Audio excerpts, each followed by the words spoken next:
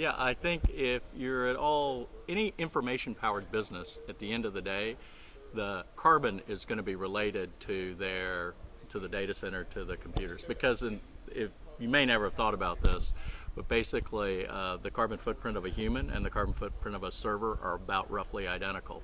And at the end of the day, if you've got more than one server per employee, you're ending up with your smokestack being the data center.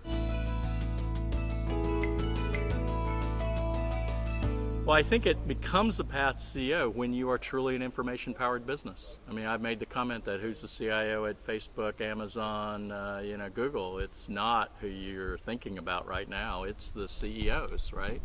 Because at the end of the day, their computing, their servers, their information, and their business are intertwined. There's no difference between the two.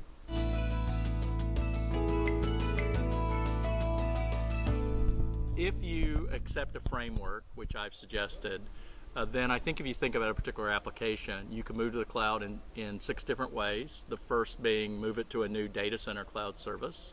The second, move it to a new compute and storage cloud service.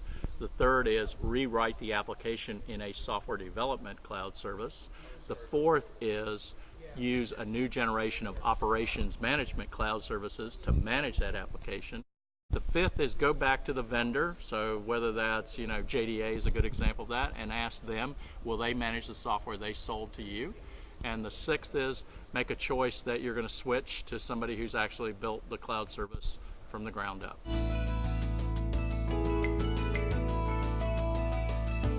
The future of application cloud services is, in my opinion, higher and higher degrees of specialization.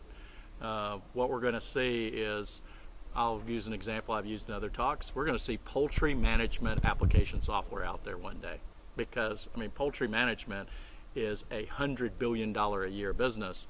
Why wouldn't there be software that's totally dedicated to solving the problems of poultry management? So I think we're going to see heavy degrees of specialization. Service is delivering information that is personal and relevant to you.